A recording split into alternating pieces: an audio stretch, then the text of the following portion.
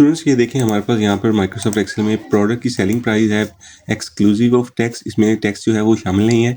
और अगर हम इसको 18% से मल्टीप्लाई करें तो यहाँ पर हमारे पास 18% जो है इसका सेल्स टैक्स होगा। इन दोनों वैल्यूज़ को हम ऐड करें तो हमारे पास जो वैल्यू आएगी ये इंक्लूसिव ऑफ सेल टैक्स है, यानी कि ये जो अमाउंट है, ये जो प्राइस है, इसमें सेल्स टैक्स इंक्लूड है। अगर आपसे ये कहा जाए कि एक अमाउंट है 14,590 रुपये, ये एक प्रोडक्ट की सेलिंग प्राइस है इंक्लूसिव ऑफ सेल्स टैक्स, इसमें सेल्स टैक्स शामिल है।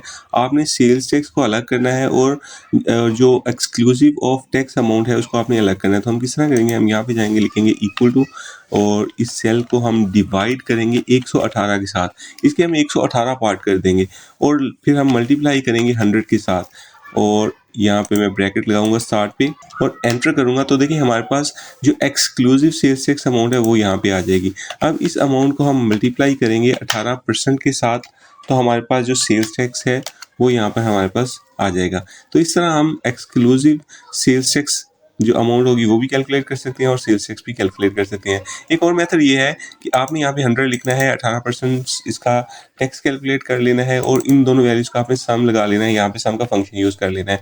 ये सेल आपने सेलेक्ट करना है। सेलेक्ट करने के बाद आपने यहाँ से डाटा में से व्हाट इफ एनालिसिस में गोल सीक में जाना है और यहाँ पर आपने टू वैल्यू में आपने यहाँ पे लिखना है 14,590 और बाय चेंजिंग सेल में आपने ये जो 100 वाला सेल है इसको सिलेक्ट करना है एंड ओके कर देना है।